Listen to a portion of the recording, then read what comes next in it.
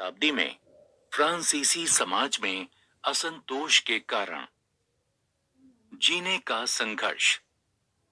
France की बढ़ती जनसंख्या से खाद्य की कमी पैदा हो गई, क्योंकि अनाज का उत्पादन उसकी मांग से बहुत कम था। अधिकांश लोगों के मुख्य खाद्य पावरोटी की कीमत में तेजी से वृद्धि हुई। कारखानों में कम मजदूरी पाने वाले श्रमिकों के पास बढ़ती कीमतों के साथ तालमेल बैठाने के लिए पर्याप्त धन नहीं होता था। अमीर गरीब की खाई चौड़ी होती गई। यह स्थिति तब और बदतर हो जाती जब सूखे या ओले के प्रकोप से पैदावार गिर जाती थी। इससे रोजी रोटी का संकट पैदा हो जाता था।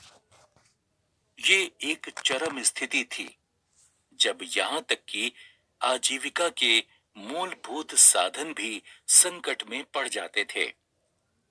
उभरते मध्य वर्ग ने विशेषाधिकारों के अंत की कल्पना की। किसान और कामगार।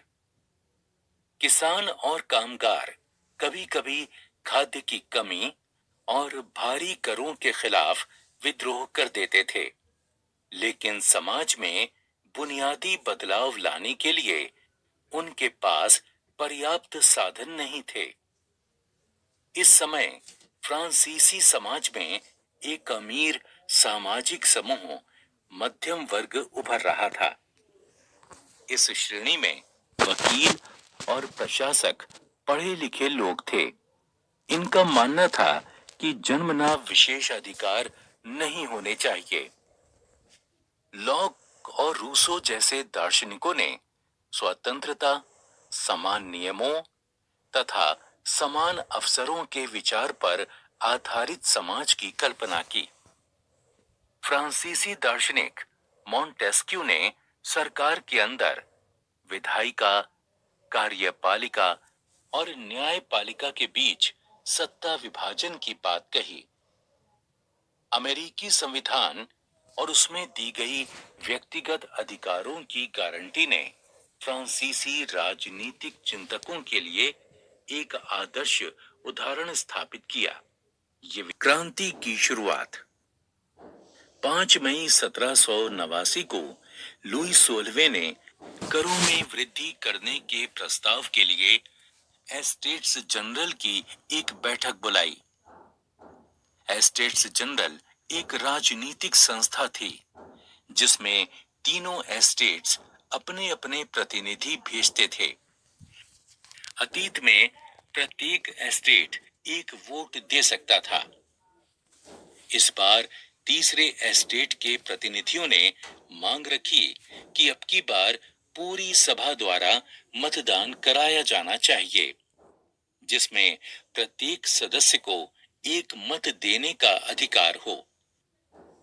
जब सम्राट ने इस प्रस्ताव को अस्वीकार कर दिया, तो तीसरे एस्टेट के प्रतिनिधि विरोध जताते हुए सभा से बाहर चले गए। 20 जून को ये प्रतिनिधि वर्साई के इंडोर टेनिस कोर्ट में जमा हुए। उन्होंने अपने आप को नेशनल असेंबली घोषित कर दिया और फ्रांस के लिए एक संविधान का प्रारूप तैयार किया।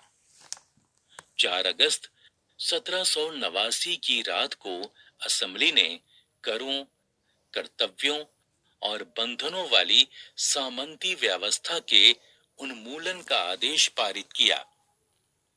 फ्रांस संवैधानिक राजतंत्र बन गया। नेशनल असेंबली ने सन 1791 में संविधान का प्रारूप पूरा कर लिया।